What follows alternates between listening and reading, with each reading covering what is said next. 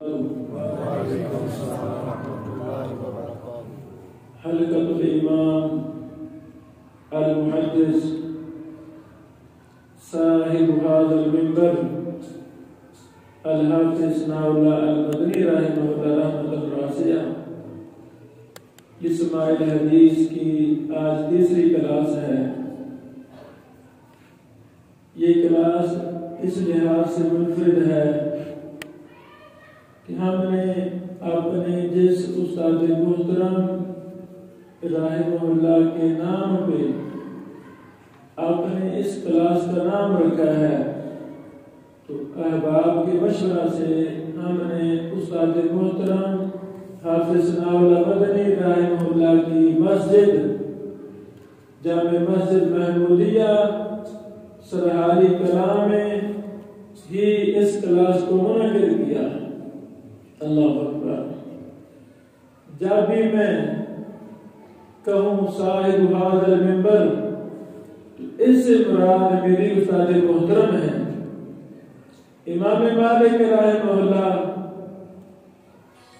مسجد نبوی کے اندر حدیث پڑھاتے تھے، جب لفظ آتا قال رسول اللہ صلی اللہ علیہ وسلم تو رسول اللہ صلی اللہ علیہ وسلم کے روضہ کی طرف، قبر کی طرف اشارہ کر کے فرماتے صاحب هذا القبر۔ آج کی مجلس میں ہم حدیث کی ایک بڑی ہی مبارک کتاب عمدۃ الاحکام پڑھیں گے انشاءاللہ۔ تو چونکہ لمبی کتاب ہے، وقت بہت کم ہے، زیادہ سے زیادہ ہم نے مبارک حدیث کو پڑھنا ہے، اس لیے زیادہ شرح میں ہم نہیں جائیں گے، تفصیلات میں چلے جائیں تو ایک حدیث بھی مکمل نہیں ہوگی۔ ہماری کوشش ہے کہ 2 مجلسوں کے اندر یہ مبارک کتاب مکمل ہم کریں۔ عمدۃ الاحکام اس حدیث کی کتاب میں صرف صحیح بخاری اور صحیح مسلم کی احادیث کو جمع کیا گیا ہے، سندوں کو حذف کر دیا گیا ہے۔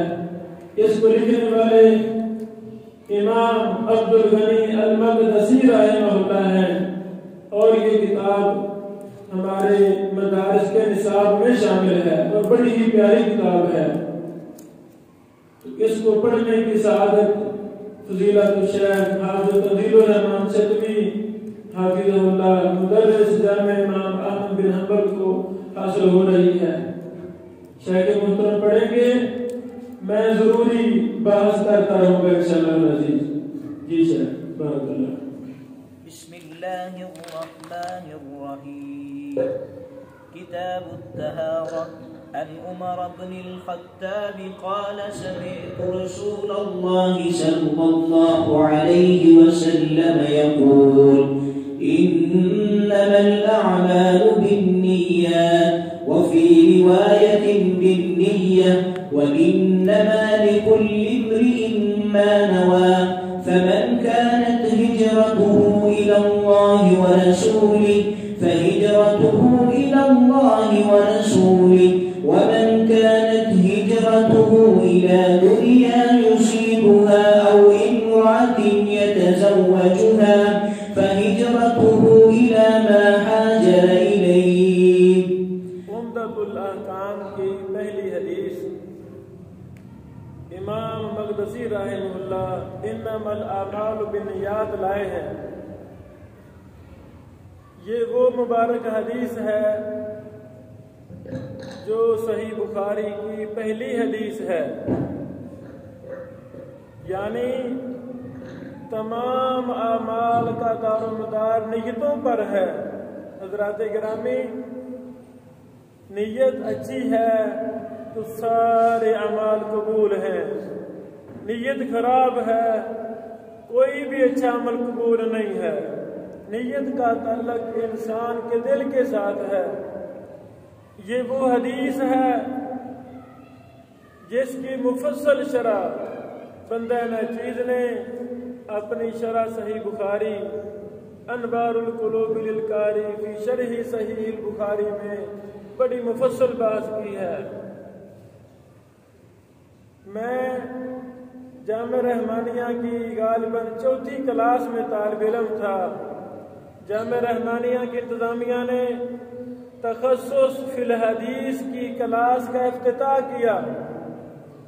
پورے پاکستان سے علماء کرام تشریف لائے تو استاد محترم حافظ ثناء اللہ المدنی رحمہ اللہ نے انما الاعمال بالنیات حدیث کی شرح میں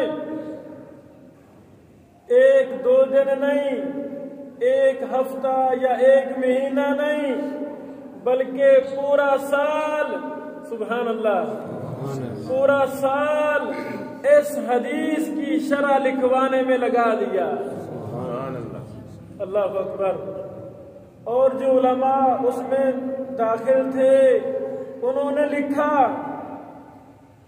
ایک نوجوان فضیلت الشیخ سرور الہی بن نور الہی، آپ کراچی والے بھی تھے، ان سے میرے دوستانہ تعلقات تھے، وہ سارا مخطوطہ جو استاد محترم رحمہ اللہ نے لکھوایا، ایک حدیث کی شرح میں پورا سال لگا دیا، وہ ساری شرح میرے پاس محفوظ ہے، انشاءاللہ ہم اس کو شائع کریں گے۔ اللہ اکبر، اللہ اکبر۔ جی شاید عن أبي هريرة رضي الله تعالى عنه قال قال رسول الله صلى الله عليه وسلم لا يقبض الله صلاة أحدكم إذا أحدث حتى يتوسع. عن عبد الله بن عمرو بن العاص وأبي هريرة وعائشة رضي الله عنهم قالوا قال رسول الله صلى الله عليه وسلم ويل للأعقاب من النار.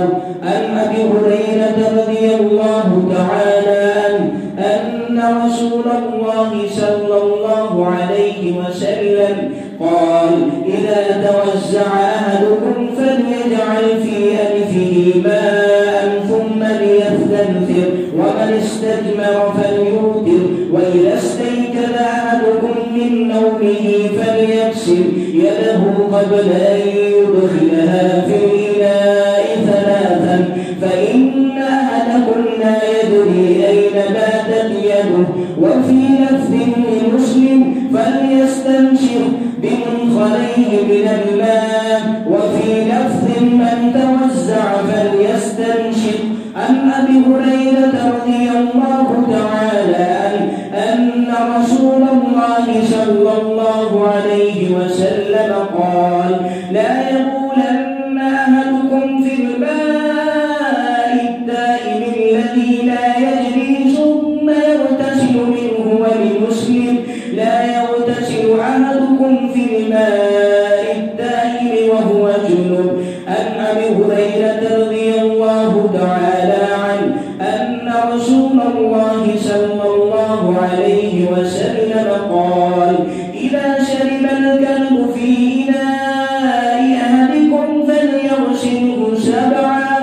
ولمسلم أولاهن بالتراب.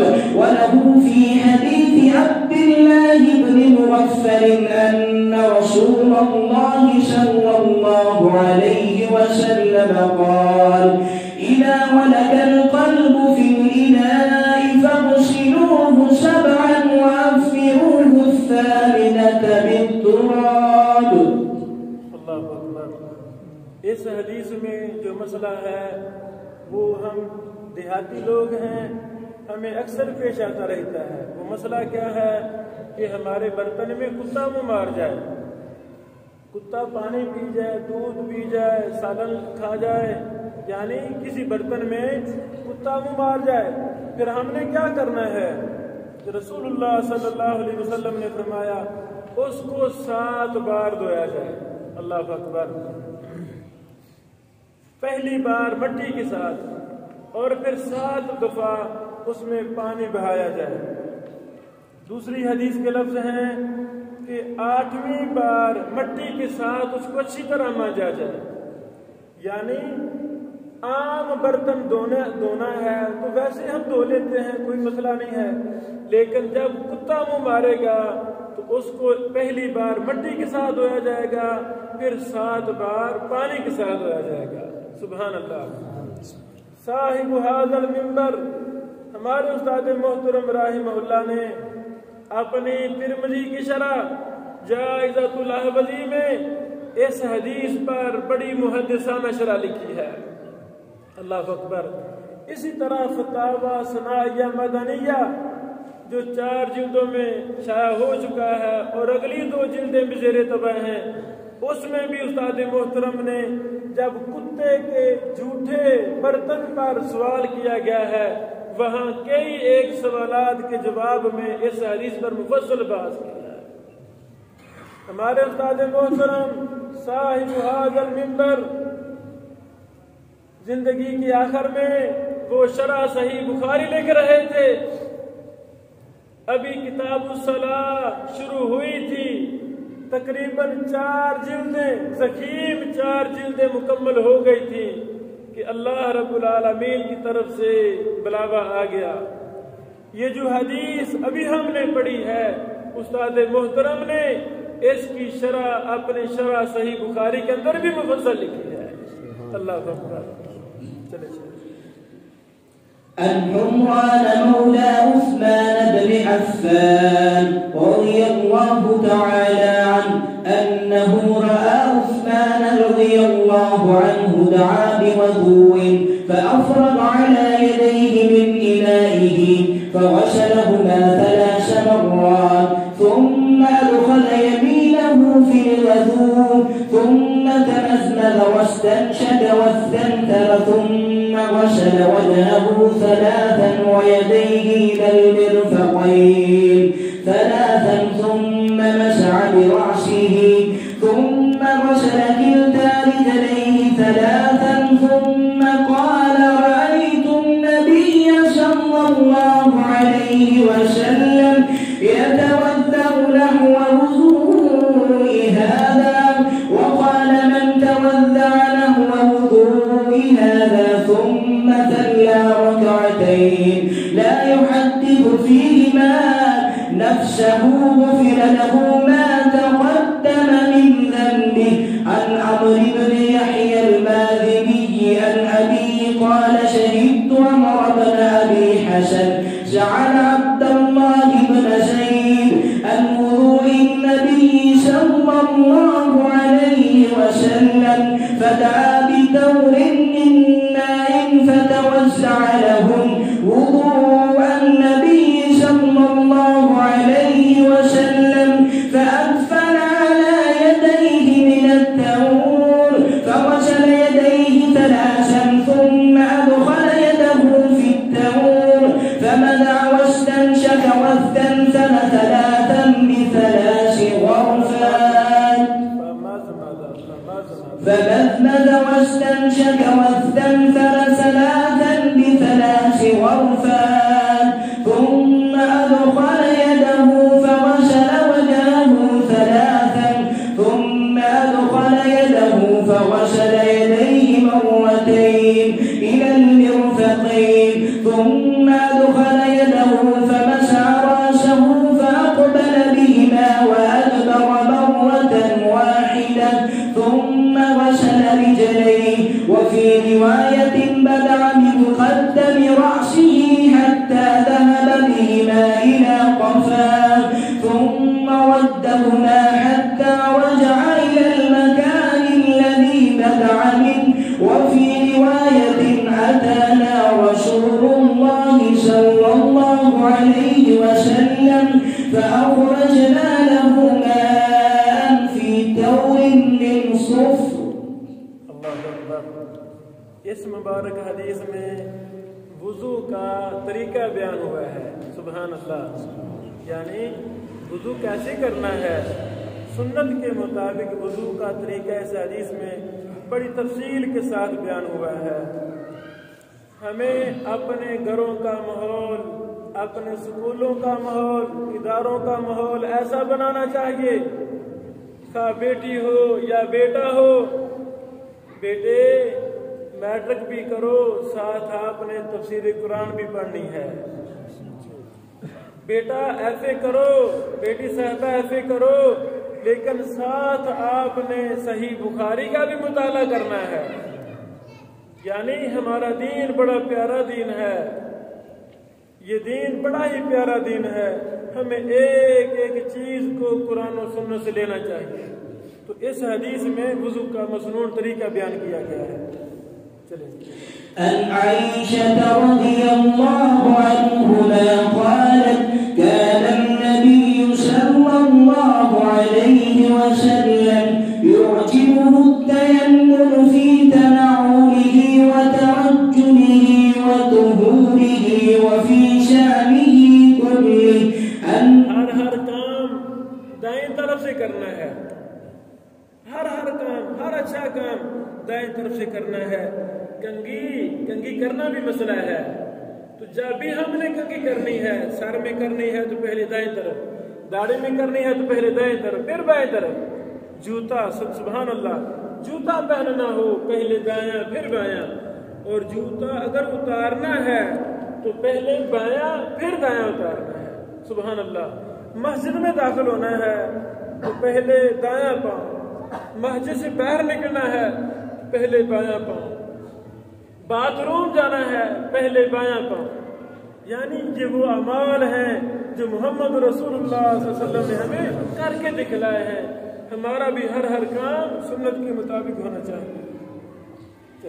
عن نعيم المجمل عن أبي هريرة رضي الله عنه عن النبي صلى الله عليه وسلم أنه قال إن أمتي يدعون يوم القيامة غرا محجلين من آثار الوضوء فمن استطاع منكم أن يطيل غرته فليفعل.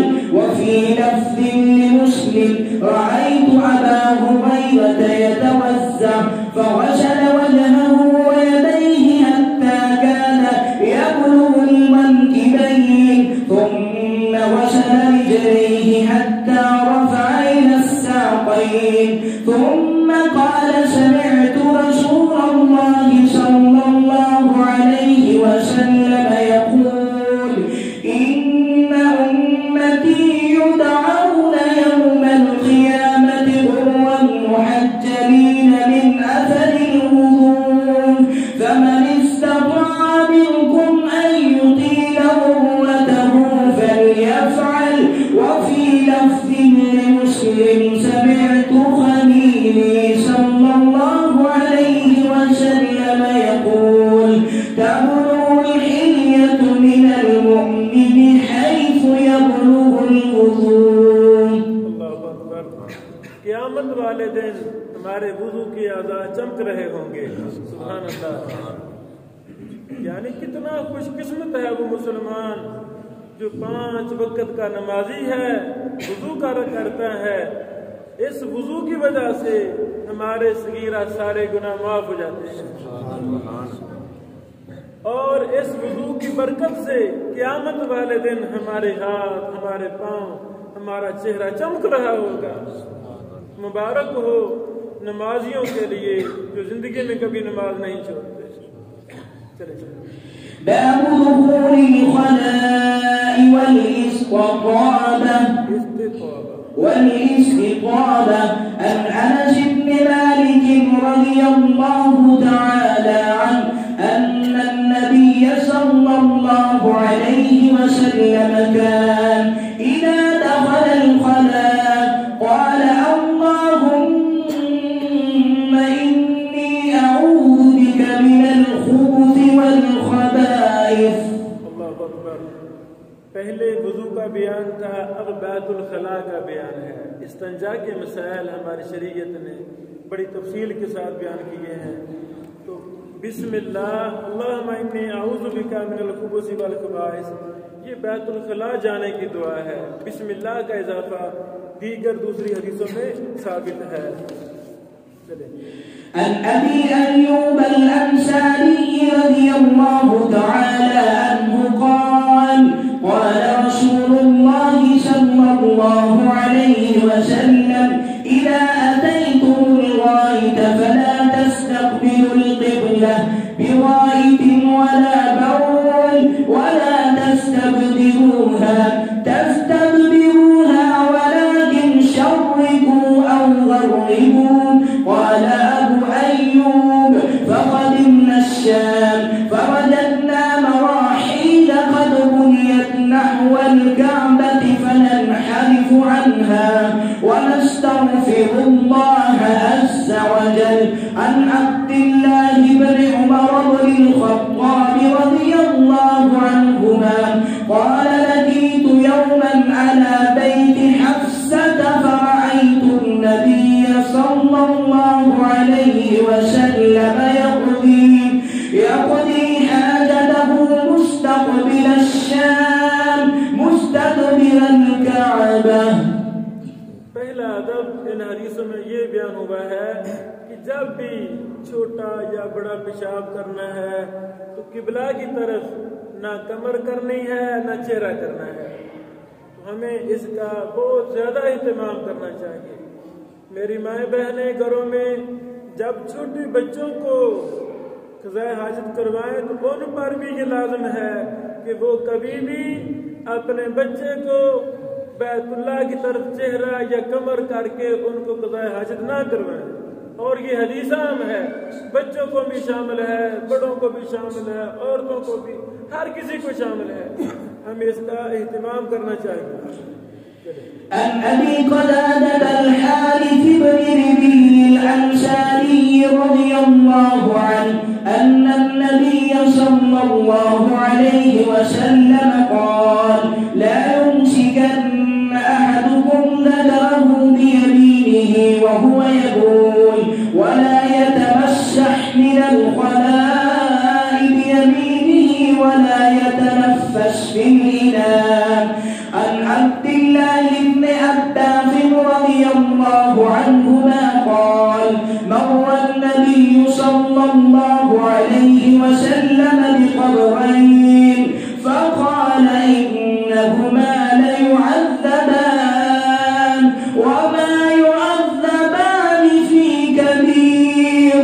أما أحدهما فكان لا يستتر من البول وأما الآخر فكان يمشي بالنميمة فأخذ جريدة رتبة فشقها نصفين فغرز في كل قبر واحدة فقالوا يا رسول الله صلى الله عليه وسلم لم فعلت هذا؟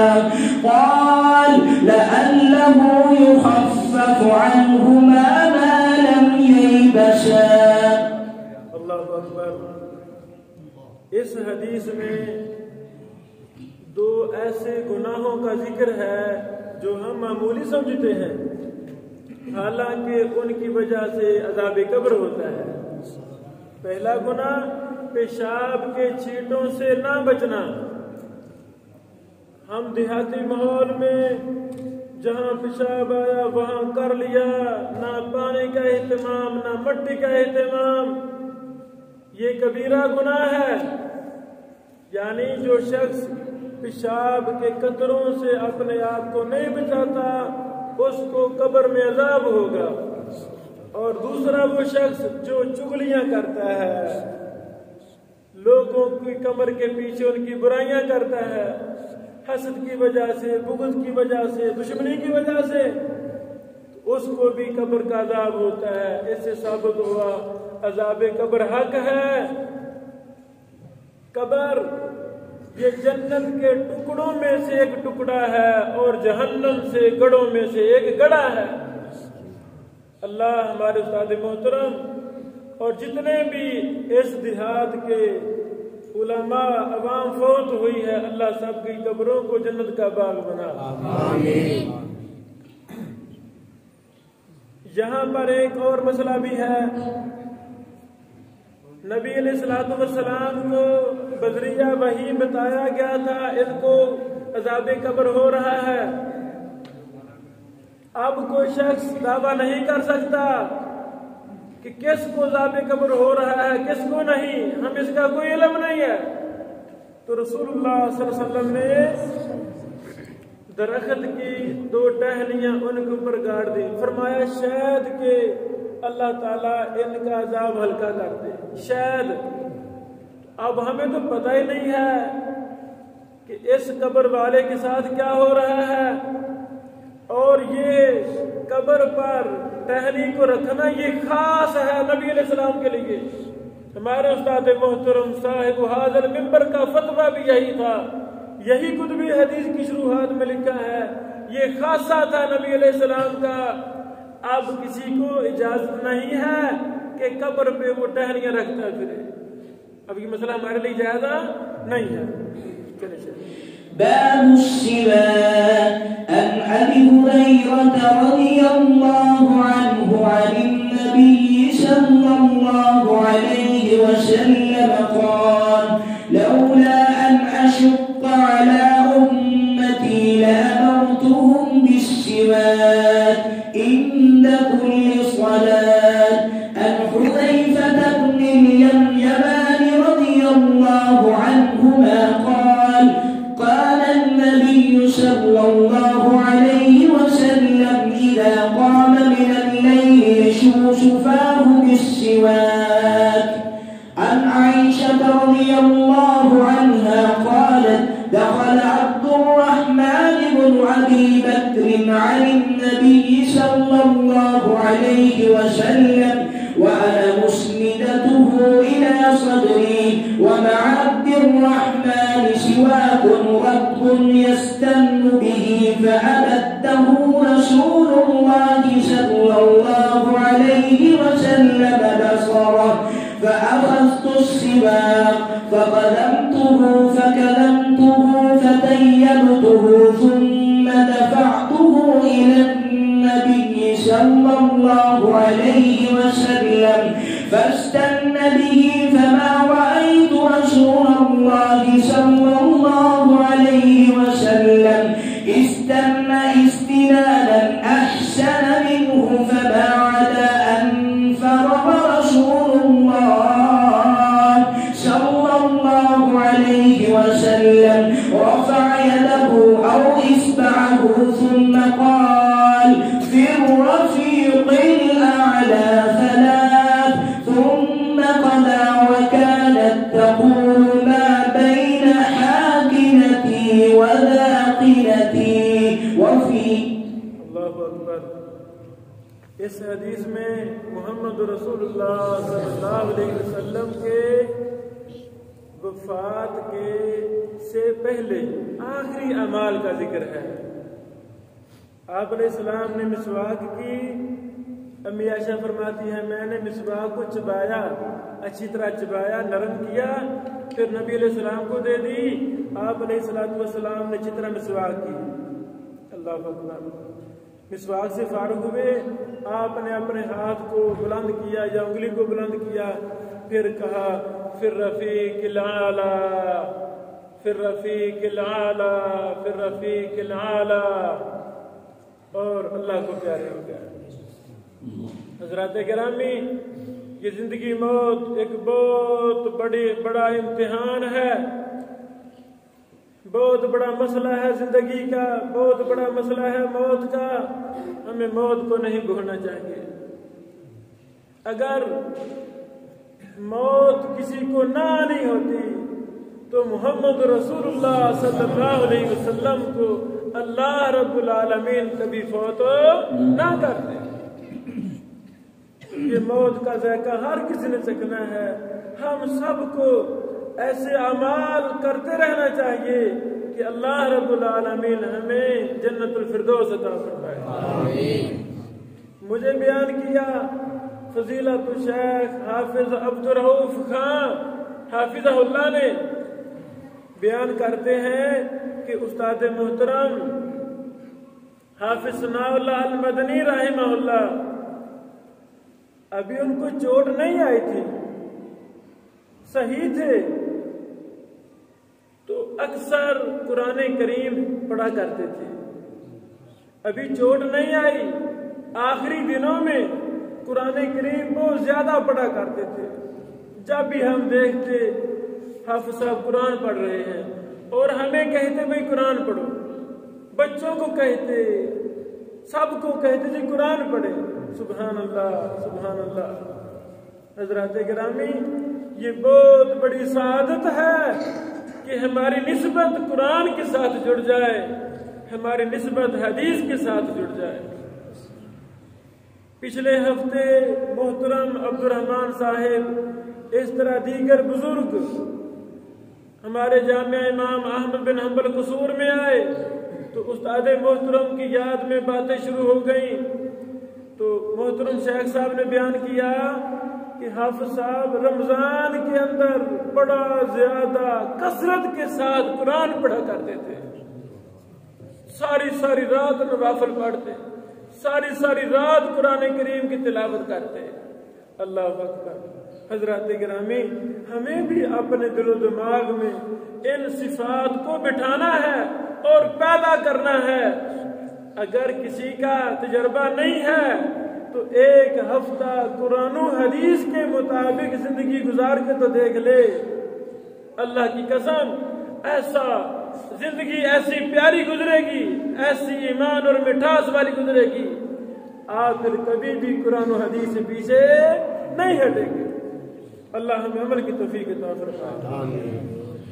وفي لفظ فرأيته ينظر إليه وعرفت أنه يحب السواك فقلت آخذه لك فأشار برأسه أن نعم هذا لفظ البخاري ولمسلم نحو عن أبي موسى الأشعري رضي الله عنه قال أتيت النبي صلى الله عليه وسلم وهو يستاق بسواك قال وترف السواك على لسانه وهو يقول أوع السواك في كأنه يتحوع وباب المسح على الخفين عن المغيرة بن شعبة رضي الله عنه قال كنت مع النبي صلى الله عليه وسلم في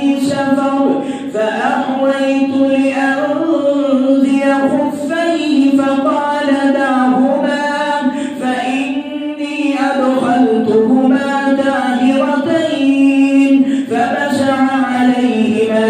عن حذيفة بن اليمان رضي الله عنهما قال كنت مع النبي صلى الله عليه وسلم فبال فتوسع ومسح على خفين. باب في المذي وغيره. عن علي بن أبي طالب رضي الله عنه قال كنت رجلا مزاء فاستحييت أن أسأل رسول الله صلى الله عليه وسلم لمكان ابنته فأمرت المقداد بن أسود فسأله فقال يغسل ذكره ويتوضأ.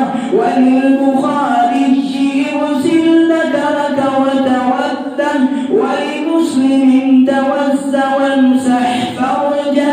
عن عباد بن تميم عن عبد الله بن زيد بن عاصم المازني رضي الله عنه قال شكي إلى النبي رجل يخيل إليه أنه يجد الشيء في الصلاة فقال لا ينصرف حتى يسمع صوتا أو يجد ريحا.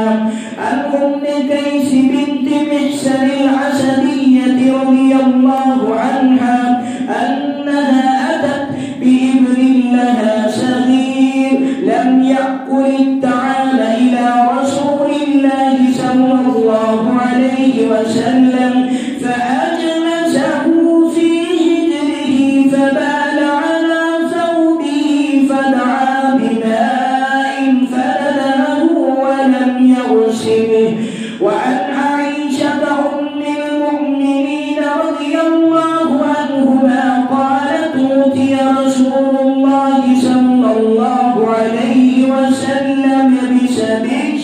فبال على ثوبه فدعا بماء فأتبعه إياه، ولمسلم فأتبعه بوله ولم يغسل. عن أنس بن مالك رضي الله عنه قال: جاء أعرابي فبال في تائفة المسجد فضجره الناس فنهاهم النبي صلى الله عليه وسلم، فلما كذا بوله أمر النبي صلى الله عليه وسلم بذنوب مما فأهريك عليه. عن أبي هريرة رضي الله عنه قال: سمعت رسول الله صلى الله عليه وسلم يقول: الفطرة خمس: الختان والاستحلال وقص الشارب وتقليم الأظفار ونتف الإبل. باب الجنابة.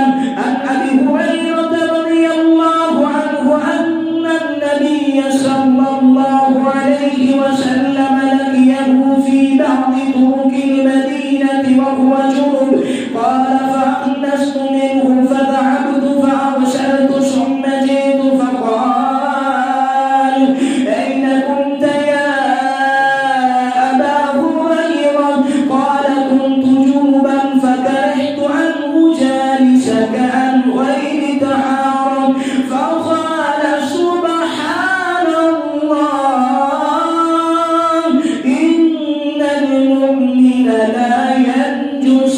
عن عائشة رضي الله عنها قالت: كان رسول الله صلى الله عليه وسلم إذا اغتسل من الجنابة غسل يديه وتودع وضوءه للسلام، ثم اغتسل ثم يخلل بيديه شعره حتى إذا ظن أنه قد أروى بشرته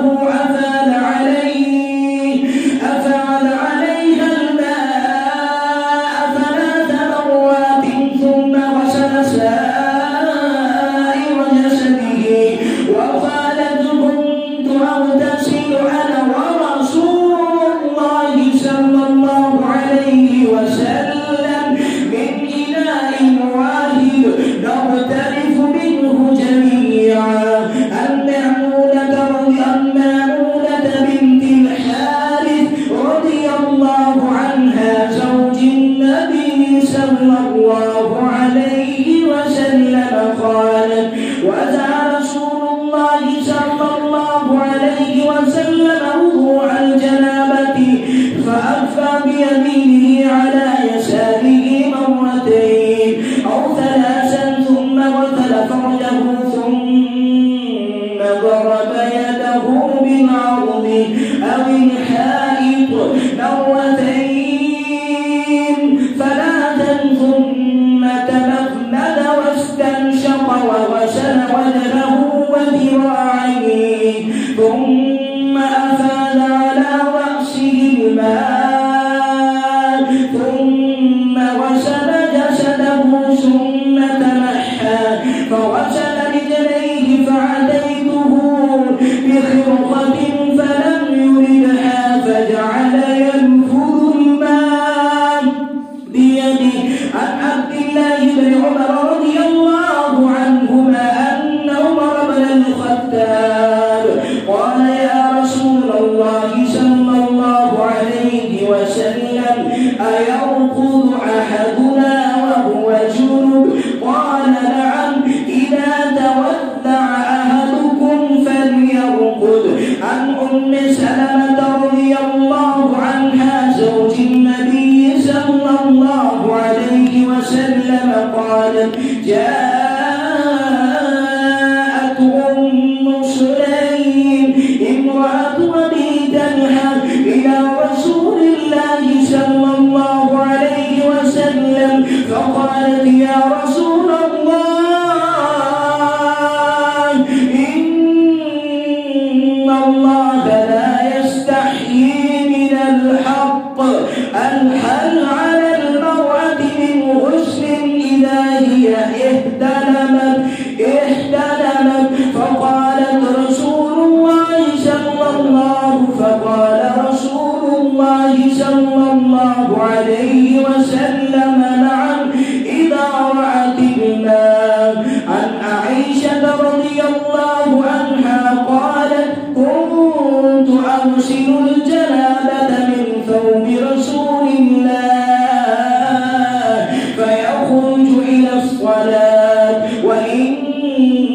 بقع الماء في ثوبه. وفي لفظ لمسلم لقد كنت أفركه من ثوب رسول الله فركا فيصلي فيه. عن أبي هريرة رضي الله عنه قال قال رسول الله صلى الله عليه وسلم إذا جلس بين شعبها الأربع ثم جهدها فقد وجد الغسل. وفي لفظ وإن لم ينزل. عن أبي جعفر محمد بن علي بن حسين بن علي بن أبي طالب رضي الله عنه أنه كان هو وأبوه عند جابر بن عبد الله وعنده قومه فسألوه عن الغسل فقال ساع يكفي. فقال رجل لا يكفيني. فقال جابر كان يكفي من هو أوفى منك شعرا وخيرا منك يريد النبي صلى الله عليه وسلم. ثم أملا في ثوب. وفي لفظ كان النبي صلى الله عليه وسلم يفرغ الماء على رأسه ثلاثا. अल्लाहु अकबर। इन अहादीस में इमाम मक़दसी रहमहुल्लाह गुस्ले जनाबत का मसला बयान फरमाते हैं। वो अहादीस जिनमें गुस्ले जनाबत का मसला बयान हुआ है। हज़रात गिरामी, शर्म एक तरफ और ये मसाइल एक तरफ। हमें अपने असातिज़ा से, उलमा से इन मसाइल को समझना है। रसूलुल्लाह सल्लल्लाहु अलैहि वसल्लम ने एक एक मसला समझाया है तो हमें भी समझना चाहिए। चले باب التيمم.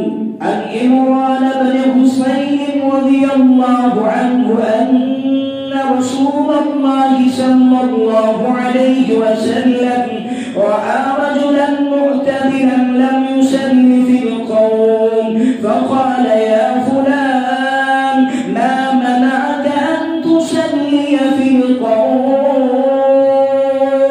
فقال يا رسول الله صلى الله عليه وسلم أصابتني جنابة ولا ماء. قال عليك بالسعيد فإنه يكفيك. عن عمار بن ياسر رضي الله عنهما قال بعثني النبي صلى الله عليه وسلم في حاجة فأجنبت فلم أجد الماء فتمرغت في السعيد كما تمرغ الدابة. ثم أتيت النبي صلى الله عليه وسلم فذكرت له فقال إنما يكفيك أن تقول بيديك هكذا. ثم ضرب بيديه الأرض ضربة واحدة ثم مسح الشمال على اليمين وظاهر كفيه ووجهه.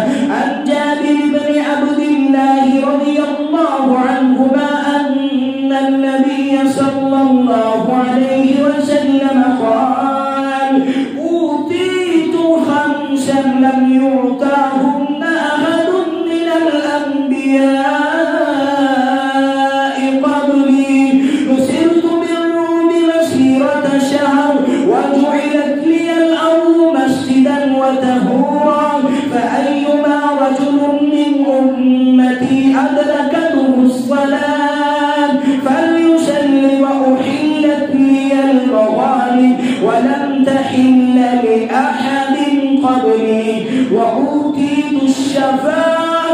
وكان النبي صلى الله عليه وسلم يبعث إلى قومه خاصة وبعثت إلى الناس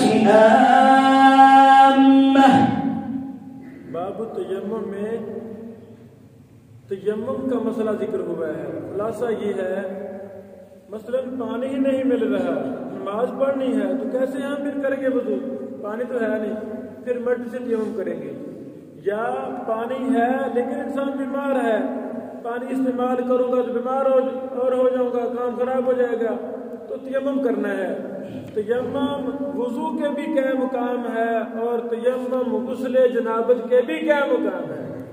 दोनों का तरीका एक है, बिस्मिल्लाह पढ़नी है, दोनों हाथों को पाक मट्टी में मारना है, इनके को इकट्ठा करके फूंक मारनी है ताकि कुछ ज्यादा मट्टी लग गई है तो वो उतर जाए। फिर बाएं हाथ को दाएं हाथ के पीछे फेरना है और दाएं को बाएं के पीछे फेरना है। उसके बाद चेहरे पर फेर लेना है। उसके बाद वुजू की दुआ अशहदु अल्ला इलाहा इल्लल्लाह वहदहु ला शरीका लहु व अशहदु अन्ना मुहम्मदन अब्दुहु व रसूलुहु पढ़ लें, ये आपका तयम्मुम हो गया। वुजू की क्या मुकाम भी ये है और गुस्ल के भी क्या मुकाम यही है। अल्लाह अकबर।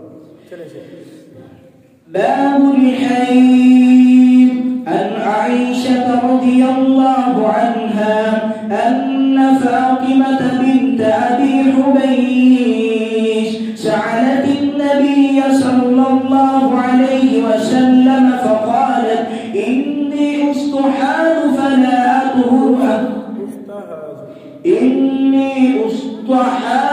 फला अतहुर अफअदअ الصلاة فقال لا إن ذلك عرق ولكن دعي الصلاة قدر الأيام التي كنت تحيدين فيها ثم اغتسلي وسلي. وفي رواية وليس بالحيضة فإذا أقبلت الحيضة فاترك الصلاة فإذا ذهب قدرها فاغسلي عنك الدم وسلي. عن عائشة رضي الله عنها أن أم حبيبة استحييت 7 سنين فسألت رسول الله صلى الله عليه وسلم عن ذلك فأمرها أن تغتسل فقالت تغتسل لكل صلاة. عن عائشة رضي الله عنها قالت كنت أغتسل أنا والنبي صلى الله عليه وسلم من إناء واحد كلاهما جنب وكان يأمرني فأتذر فيباشرني وأنا حائض وكان يخرج رأسه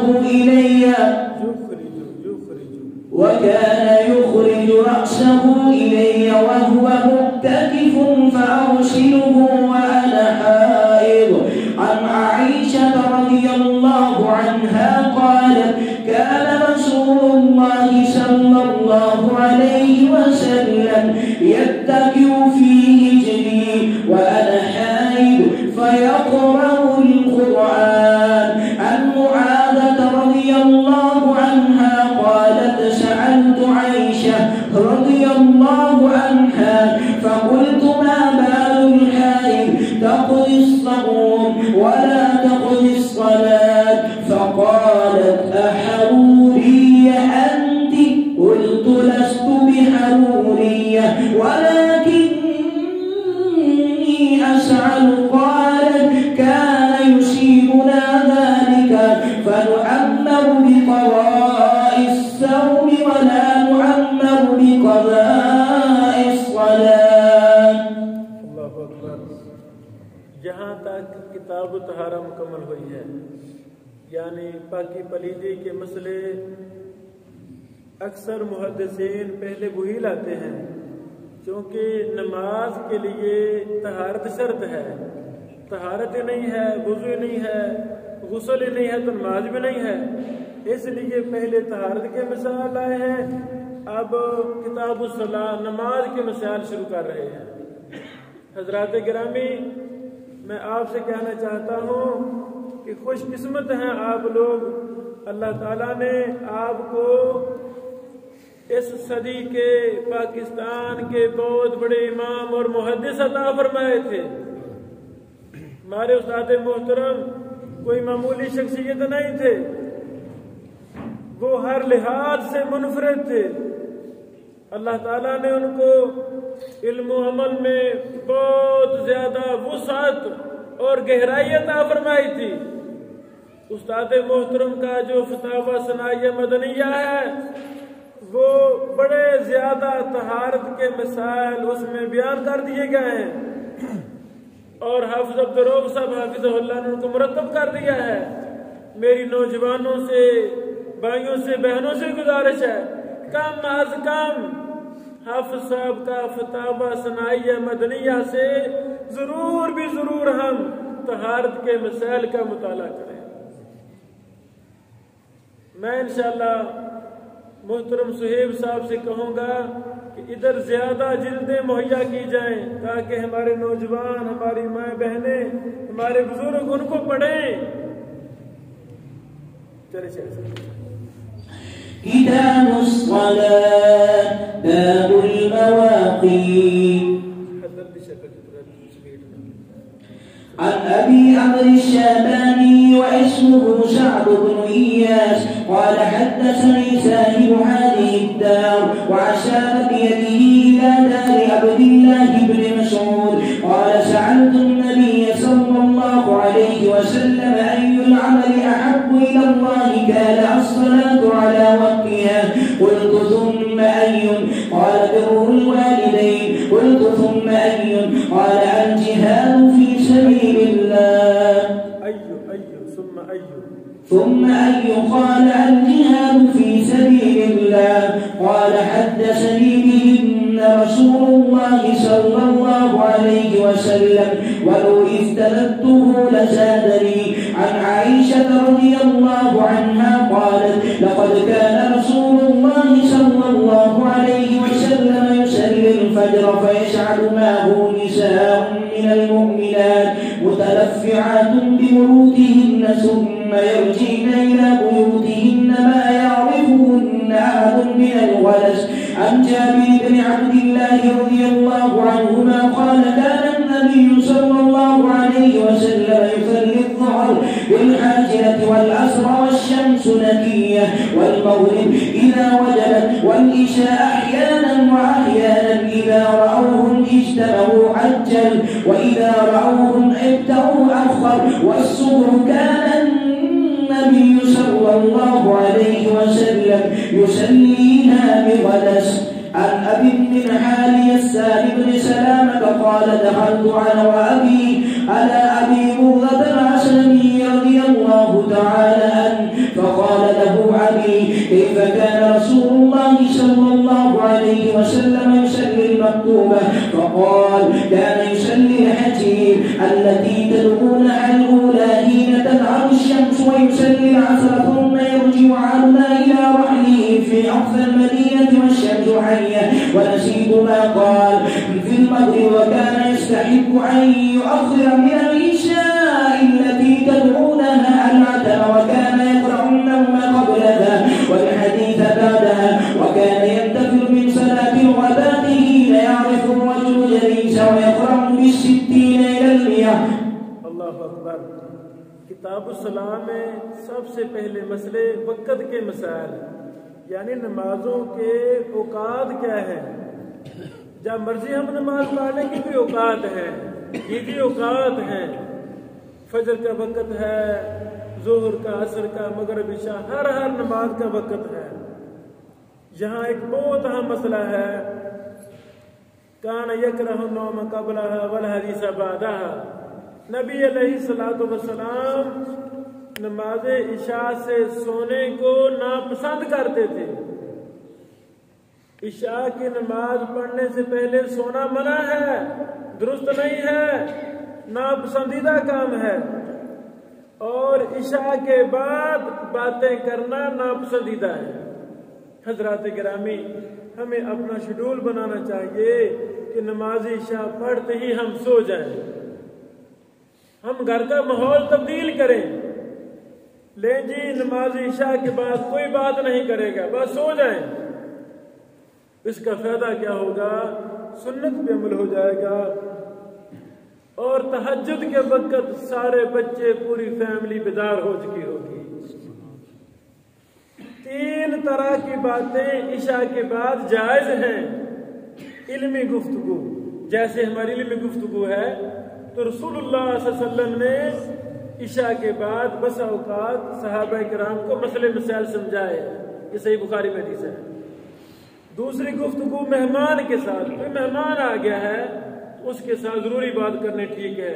इसी तरह अहलिया मोहतरमा, कितने घर में मामलात होते हैं तो जरूरी बात करनी है तो वो भी जायज है। इसके अलावा हमें इशा के बाद आम बातों से हमें परहेज करना चाहिए। चले चलिए। عن أبي بن حال سيار بن سلامة قال دخلت عن وأبي على أبي بردة الأسلمي رضي الله عنه فقال له أبي كيف كان رسول الله صلى الله عليه وسلم يصلي المكتوب؟ فقال كان يصلي الحجير التي تدعونها الأولى حين تلعب الشمس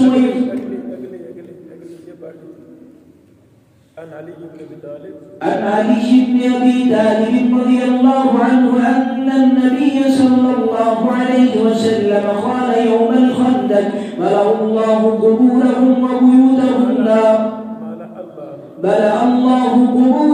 وبيوتهم نارا كما شغلونا عن الصلاة الوسطى حتى غابت الشمس. وفي لفظ لمسلم شغلونا عن الصلاة الوسطى صلاة العصر ثم صلاها بين المغرب والعشاء. وله عن عبد الله بن مسعود قال عبس المشركون رسول الله صلى الله عليه وسلم عن صلاة العصر حتى احمرت الشمس أو اصفرت فقال رسول الله صلى الله عليه وسلم شغلونا عن الصلاة الوسطى صلاة العصر ملأ الله أجوافه وقبورهم نارا أو حشى الله أجوافه وقبورهم نارا. عن عبد الله بن عباس رضي الله عنهما قال أتى النبي صلى الله عليه وسلم بالعشاء بالعشاء فخرج عمر فقال الصلاة يا رسول الله. فأخذ النساء والصبيان فخرج ورأسه يكتب يقول لولا أن أشق على أمتي أول الناس لأمرتهم بهذه الصلاة هذه الساعة. عن عائشة رضي الله عنها أن النبي صلى الله عليه وسلم قال إذا أقيمت الصلاة وحضر العشاء فابدأوا بالعشاء. وعن ابن عمر نحوه. ولمسلم عن عائشة رضي الله عنها قال سمعت رسول الله صلى الله عليه وسلم يقول لا صلاة بحضرة طعام ولا هو يدافع الأخبثان. عن عبد الله بن عباس رضي الله عنهما قال شهد عندي رجال مرزيون وأرضاهم من عمر أن النبي صلى الله عليه وسلم نهى عن الصلاة بعد الصبح حتى تشرق الشمس وبعد العصر حتى تغرب. عن أبي سعيد الخدري رضي الله عنه عن رسول الله صلى الله عليه وسلم أنه قال لا صلاة بعد الصبح حتى ترتفع الشمس ولا صلاة بعد العصر حتى تغيب الشمس. عن جابر بن عبد الله رضي الله عنهما أن عمر بن الخطاب جاء يوم الخندق بعدما غربت الشمس فجعل يسب كفار قريش فقال يا رسول الله صلى الله عليه وسلم ما كنت أصلي العصر حتى قالت الشمس تغرب. فقال النبي صلى الله عليه وسلم والله ما صليتها. فقال فقمنا إلى بطحان فتودع للصلاة وتوسعنا لها فصلى العصر بعدما غربت الشمس ثم صلى بعدها المغرب. باب فضل الجماعة ووجوبها. عن عبد الله بن عمر رضي الله عنهما أن رسول الله صلى الله عليه وسلم قال صلاة الجماعة أفضل من صلاة الفرد ب27 درجة. पहले नमाज के औकात पर हदीस लाए हैं, फिर बाजमात नमाज की फजीलत पर। हज़रात गिरामी, नमाज है ही बाजमात। बअमरे मजबूरी जिंदगी में एक आधी बार इंसान अकेला पढ़ ले तो जायज़ है, कोई हर्ज नहीं है। लेकिन हमें अपनी रूटीन को जमात के साथ करना है। नियत हम कर लें कि मैंने 5 नमाजें बाजमात अदा करनी है। इंशाअल्लाह आपके लिए बाजमात नमाज पढ़ना आसान हो जाएगा। जितना मर्जी मुश्किल काम है, लंबा सफर है, शादी है, इंशाअल्लाह आज मैंने 5 नमाजें बाजमात अदा करनी है, तो जहां भी होंगे जमात आपको मिल जाएगी। जी सर। عن أبي هريرة رضي الله تعالى عنه قال قال رسول الله صلى الله عليه وسلم صلاة الرجل في جماعة تضاعف على صلاته في بيته وفي سوقه 25 ضيفا، وذلك أنه إذا توسع فأحسن الوضوء ثم خرج إلى المسجد لا يخرجه إلا الصلاة لم يخطو خطوة إلا رفعت بها درجة وحد عنه بها خطية، فإذا صلى لم تزل الملائكة تصلي عليه ما دام في مصلاه اللهم صل عليه اللهم اغفر له اللهم ارحمه، ولا يزال في صلاة انتظر الصلاة. عن أبي هريرة رضي الله عنه قال قال رسول الله صلى الله عليه وسلم أثقل الصلاة على المنافقين صلاة العشاء وصلاة الفجر ولو يعلمون ما فيهما لأتوهما ولو عدوا ولقد حممت أن آمر بالصلاة ولو يعلمون ما فيها لأتوهما ولو عدوا ولقد حممت أن آمر بالصلاة فتقام ثم آمر رجلا فيصلي بالناس ثم انطلق معي برجال معهم ذر من حدب إلى قوم لا يشهدون الصلاة فأحرق عليهم بيوتهم بالنار. عن عبد الله इस हदीस में नबी सल्लल्लाहु अलैहि वसल्लम फरमा रहे हैं, जो लोग ईशा की नमाज में हाजिर नहीं होते, मेरा दिल करता है मैं उनके घरों को आग लगा दूं। क्यों नहीं नमाज पढ़ने आते? हज़रात गिरामी, जैसे गैरुल्लाह को सजदा करना शिरक है, कब्र को सजदा करना शिरक है, तो अल्लाह ताला ने कुरान करीम में बेनमाज को मुशरिक कहा है। नमाज फर्ज है, अरबों खरबों का नुकसान हो जाए हमें बर्दाश्त है, लेकिन नमाज इसका नुकसान बर्दाश्त नहीं है। ये फर्ज है। फर्ज का मतलब होता है उसको अदा करना है, इसमें हमें सुस्ती नहीं करनी चाहिए। चलिए। عن أبي هريرة رضي الله عن عبد الله بن عمر رضي الله عنهما عن النبي صلى الله عليه وسلم قال إذا استأذنت أحدكم امرأته إلى المسجد فلا يمنعها قال فقال بلال بن عبد الله والله لنمنعهن قال فأقبل عليه عبد الله فسبه سبا سيئا ما سمعته سبه مثله قط وقال أخبرك عن رسول الله صلى الله عليه وسلم وتقول والله لنمنعهن وفي لفظ لا تمنعوا إماء الله مساجد الله. عن عبد الله بن عمر رضي الله عنهما قال صليت مع رسول الله ركعتين قبل الظهر وركعتين بعد الظهر وركعتين بعد الجمعة وركعتين بعد المغرب وركعتين بعد العشاء وفي لفظ فأما المغرب والعشاء والجمعة ففي بيته. وفي لفظ أن ابن عمر قال حدثتني حفصة أن النبي صلى الله عليه وسلم كان يصلي سجدتين خفيفتين بعدما يطلع الفجر وكان ساعة لا أدخل على النبي صلى الله عليه وسلم فيها. عن عائشة رضي الله عنها قالت لم يكن النبي صلى الله عليه وسلم على شيء من النوافل أشد تعاهدا منه على ركعة الفجر. وفي لفظ لمسلم ركعتا الفجر خير من الدنيا وما فيها. इस बाब में सुन्नतों का बयान है। फजर की नमाज से पहले 2 सुन्नतें हैं, ज़ुहर की नमाज से पहले 4 सुन्नतें हैं और ज़ुहर के बाद 2 सुन्नतें हैं। असर से पहले 4 रकात मसनून है और असर के बाद 2 रकात मसनून है। नमाज मगरब से पहले 2 रकात मसनून है और मगरब के बाद भी 2 रकात मसनून है। नमाज इशा से पहले एक आम हदीस के तहत इशा से पहले भी 2 रकात मसनून है और इशा के बाद 2 रकात मसनून है। फिर वितर 1 अल्लाह तौफीक दे दे, 3 अल्लाह तौफीक दे दे, 5, 7, 9 जितने अल्लाह तौफीक दे वो वितर अदा किए जाएं।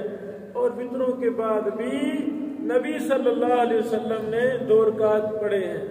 यानी इस बाब में जो 24 घंटों में फर्जी नमाजों से पहले और बाद में जो सुन्नतें अदा करनी हैं उनका बयान है।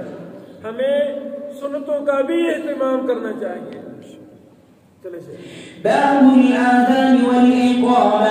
अन अनस इब्न मालिक रज़ियल्लाहु अन्हु क़ाल उमिरा बिलाल अन यशफ़अ अल-आज़ान व युतिर al-इक़ामा अन अबी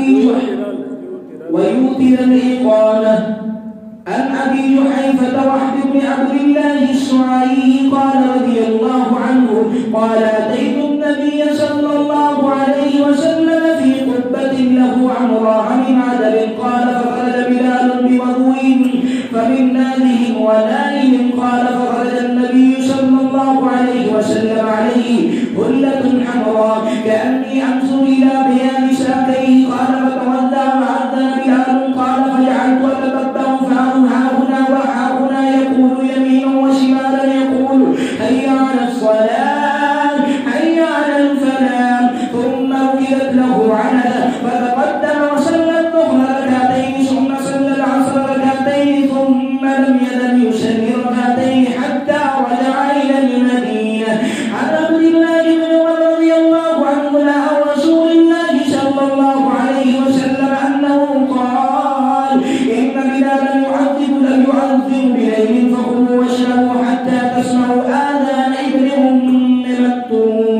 عن أبي سعيد الخدري رضي الله عنه قال قال رسول الله صلى الله عليه وسلم إذا سمعتم المؤذن فقولوا مثل ما يقول. باب استقبال القبلة.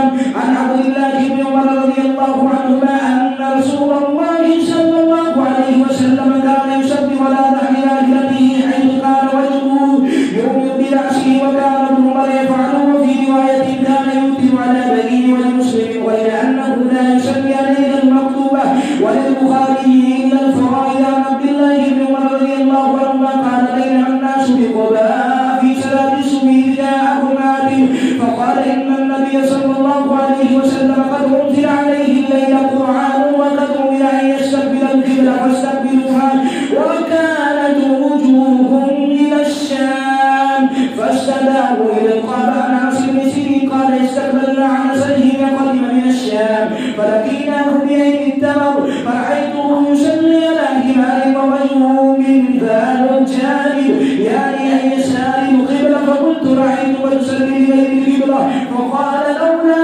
أني رأيت رسول الله صلى الله عليه وسلم يفعله لم أفعل. باب الصفوف. عن أنس بن مالك رضي الله تعالى عنه قال قال رسول الله صلى الله عليه وسلم سووا صفوفكم فإن تسوية الصفوف من تمام الصلاة. عن النعمان بن بشير رضي الله تعالى عنهما قال سمعت رسول الله صلى الله عليه وسلم يقول لتسون صفوفكم أو ليخالفن الله بين وجوهكم. ولمسلم كان رسول الله صلى الله عليه وسلم يسوي صفوفنا حتى كأنما يسوي بهالكذا حتى رأى أن قد أقل ثم خرج يوما فقام حتى قال أن يكبر فرأى رجلا بعد ينسبه فقال عباد الله لتسون صفوفكم أو ليخالفن الله بين وجوهكم. अल्लाहु अकबर। इन मुबारक हदीस में सफ़ों के एहतमाम का जिक्र है, यानी 100% हमें सफ़ों को दुरुस्त करना है। पहले सब को दुरुस्त करना है फिर नमाज शुरू करनी है। चले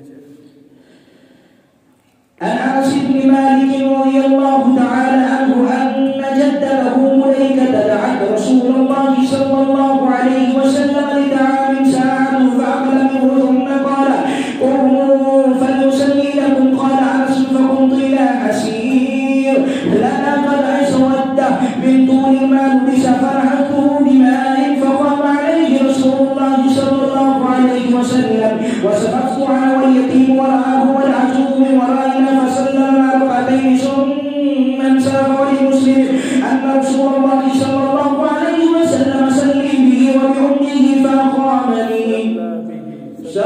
به وبأمه فأقامني عن يمينه وأقامني مرة خلفنا. عن عبد الله بن عباس رضي الله عنهما قال بت عند خالتي ميمونة فقام النبي صلى الله عليه وسلم يصلي من الليل فقمت عن يساره فأخذ برأسي فأقامني عن يمينه. باب الإمامة. عن أبي هريرة رضي الله عنه عن النبي صلى الله عليه وسلم قال أما يخشى الذي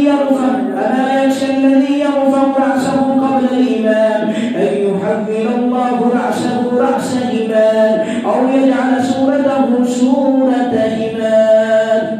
इमामत का बयान यानी इमाम और मुक्तदी के अलग अलग मसाइल हैं। कितनी सख्त वईद है उस शख्स के लिए जो इमाम के सर उठाने से पहले सर उठा लेता है।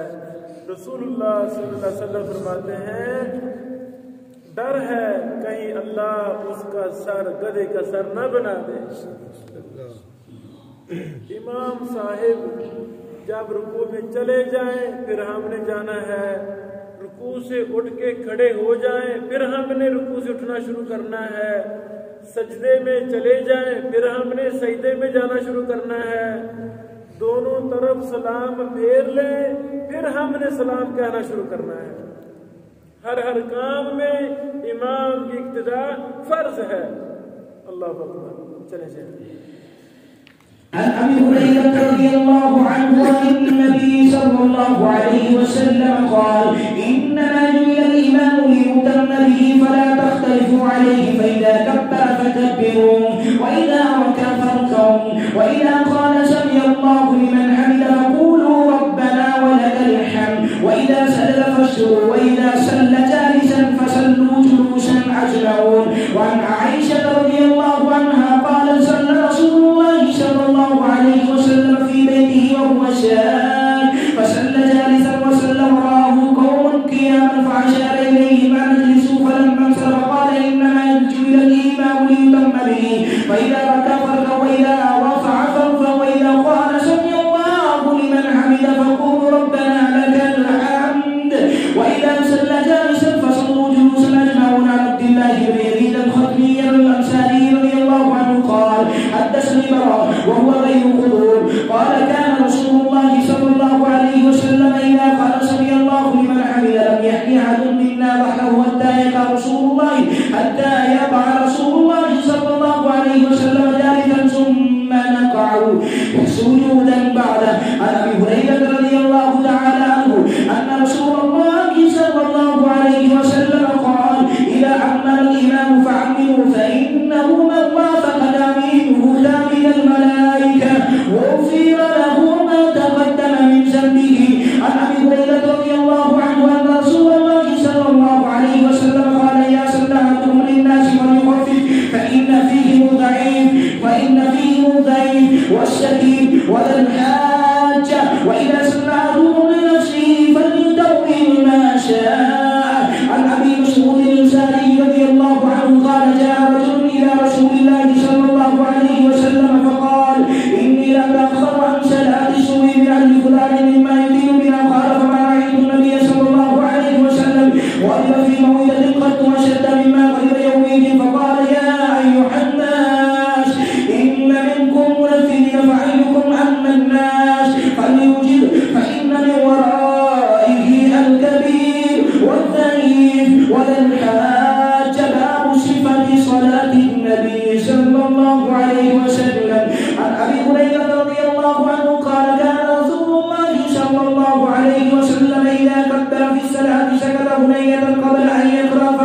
يا رسول الله بأبي أنت وأمي رأيت سكوتك بين التخدير والكلاب ما تقول؟ أقول اللهم باعد بيني وبين خطاياي كما باعدت بين المشرق والمغرب. اللهم نقني من خطاياي كما ينقى الثوب الأبيض من الدنس. اللهم اغسلني من خطاياي بالماء والثلج والبرد. یہاں سے نماز کا طریقہ بیان شروع ہو رہا ہے. نماز کیسے پڑھنی ہے، دعائیں کون سی پڑھنی ہے. تو حضرات گرامی، دنیا جہان کی ہر چیز ہم نماز میں اللہ سے مانگتے ہیں. پریشانی یہ ہے کہ میں 10 سال سے نمازی ہوں، مجھے نماز کا ترجمہ نہیں آتا. آپ ایسے سمجھیں میں مقروض بھی ہوں، محتاج بھی ہوں، کنگال بھی ہوں، پریشانیوں سے گھرا ہوا ہوں، بڑے بڑے امتحانوں میں پھنسا ہوا ہوں.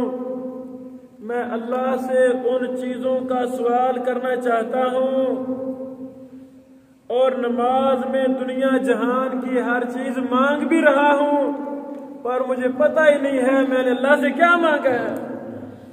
تو اس لیے ہمیں نماز کا ترجمہ ضرور آنا چاہیے. یہی دعا اللہم باعد بینی و بین خطایا، کتنی بڑی دعا ہے. اے اللہ میرے اور میرے گناہوں کے درمیان دوری ڈال دے، جیسے مشرق اور مغرب کے درمیان تو نے دوری ڈالی ہے. سبحان اللہ. اللہ گناہوں کو مجھ سے اتنا دور کر دے جتنا مشرق اور مغرب دور ہے. یعنی جب ہمیں نماز کا ترجمہ آئے گا تو مجھے بتائیں کتنی لذت کے ساتھ ہم بار بار پڑھیں گے اللہم باعد بینی و بین خطایا. جب ہمیں پتہ چلے گا سبحان ربی العالی، اس کا معنی کیا ہے، مفہوم کیا ہے، تفسیر کیا ہے، فہم کیا ہے، حضرات گرامی ہم ساری رات پڑھتے رہیں گے سبحان ربی العالی. ہمیں تو ترجمہ نہیں آتا. سجدہ لمبا ہو جائے تو ہم پریشان ہو جاتے ہیں، لو جی اتنا لمبا سجدہ کر دیا امام صاحب نے. آئیں ہم یہ سستی دور کریں اور نماز کا ترجمہ ضرور یاد کریں. بارک اللہ فیکم. چلیں.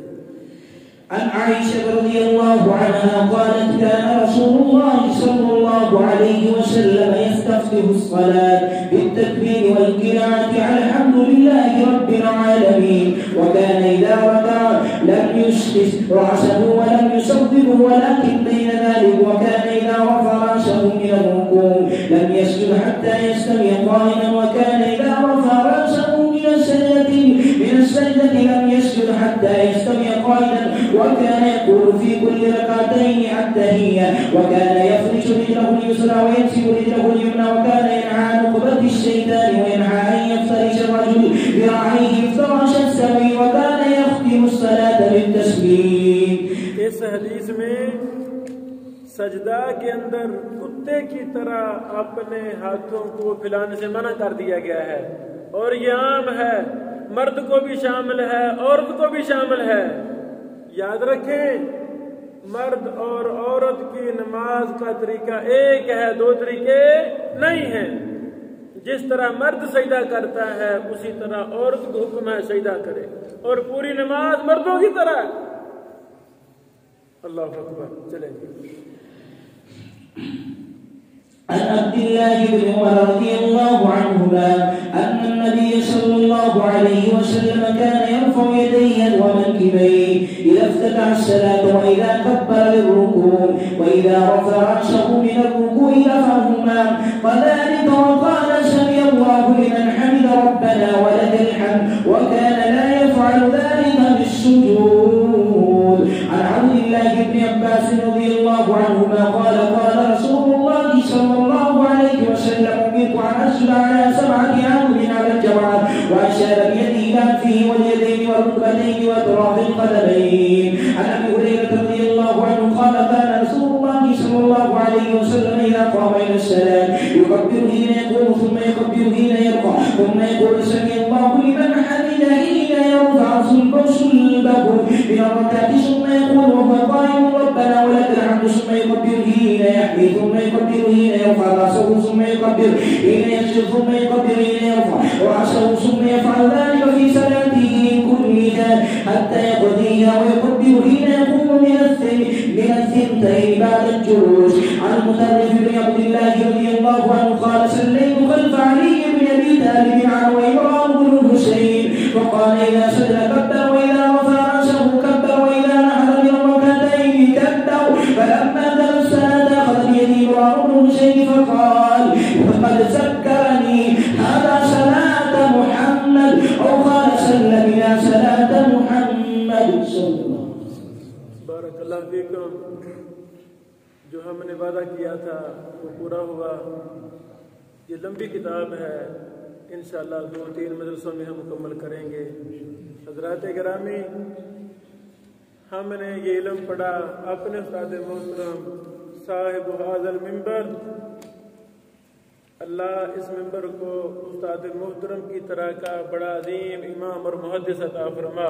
آمین. ہماری خواہش ہے کہ وہ بستی جہاں استاد محترم رہے، یہاں ایک بہت بڑا جامعۃ الامام المحدث الحافظ ثناء اللہ المدنی رحمہ اللہ کے نام سے یہاں ادارہ قائم ہونا چاہیے. جس طرح استاد محترم کا علم پوری دنیا میں عام ہوا تو یہاں وہ جامعہ بنے. یہ مسجد ہی نہیں، یہ بہت بڑا مرکز ہے، یہی جامعہ ہے. یہاں حفظ کی کلاسیں لگیں، درس نظامی کی کلاسیں لگیں، یہاں تصنیف و تحقیق کا کام ہو.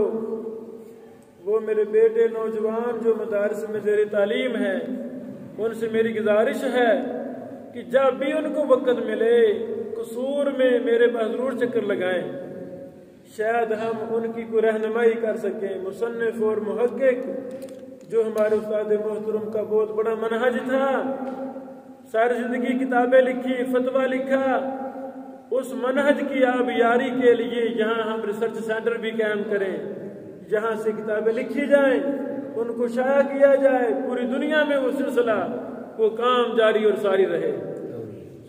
دوسری بات میں یہ کہنا چاہتا ہوں، ہمارے استاد محترم، ان کو اللہ تعالیٰ نے ہر فن کا امام استاد دیا تھا. فقہ اور فتاوی میں وہ امام عبداللہ محدث روپڑی رحمہ اللہ کے شاگرد تھے. جرح و تعدیل، علم سند میں، حدیث میں، تحقیق میں ہمارے استاد محترم امام مجدد العصر شیخ ناصر الدین البانی رحمہ اللہ کے شاگرد تھے. تفسیر میں ہمارے استاد محترم امام فی تفسیر امین شنقیطی رحمہ اللہ کے شاگرد تھے. عقیدہ اور منہج میں ہمارے استاد محترم امام سماحت الشیخ ابن باز رحمہ اللہ کے شاگرد تھے. اللہ تعالیٰ نے ان کو بہت زیادہ فقیہت ہر لحاظ سے عطا فرمائی تھی. تو یہ علم ہم نے اپنے استاد محترم سے پڑھا، بہت زیادہ ہم نے ساری زندگی استفادہ کیا. پچھلے سال استاد محترم بعض عرب شیوخ کو، مصری اور کویتی علماء کو سنن کبریٰ بہقی پڑھا رہے تھے. تو ہم متعدد بار قصور سے استاد محترم کے گھر میں ہم جاتے، ہم بھی کلاس میں بیٹھتے، ہمارا ایمان بہت تازہ ہوتا، ہمیں بہت کچھ سیکھنے کو ملتا. اللہ استاد محترم کے درجات بلند فرمائے. آمین. یہ سلسلہ ہم نے استاد محترم کے نام کے ساتھ خاص کیا ہے. اللہ یہ سلسلہ استاد محترم کے لیے صدقہ جاریہ بنائے. آمین. جو بھی ہم سے اس حدیث کو پڑھتا ہے، سنتا ہے، ہم اپنے استاد محترم کی سند، اجازت اور روایت وہ ان تک پہنچا رہے ہیں. پوری دنیا میں یہ ہماری کلاسیں سنی جا رہی ہیں، یوٹیوب پر بھی ہم لانچ کرتے ہیں، ہر جگہ یہ عام ہمارے لیکچر ہوتے ہیں. جو بھی مرد و خواتین پوری دنیا سے سنتے ہیں، ہم انہیں اجازت اور روایت ابن بشیر الحسینوی بندہ ناچیز اپنے کئی ایک اساتذہ سے جو کتب حدیث کو بیان کرتا ہوں وہ سند ہم عنایت کرتے ہیں۔ میرے بیٹوں سے گزارش ہے، نوجوانوں سے، کہ آپ بھی اپنا نام لکھوا دیں، ایک فہرست بنا دیں تاکہ ہم سندیں فل کر کے آپ تک پہنچا سکیں۔ بارک اللہ فیکم، اللہ اس عمل کو قبول فرمائے، آمین، ہمارے سادہ صدقہ جاریہ بنائے۔ آمین۔ سبحان ربک رب العزت عما یصفون وسلام علی المرسلین والحمد للہ رب العالمین۔ آمین۔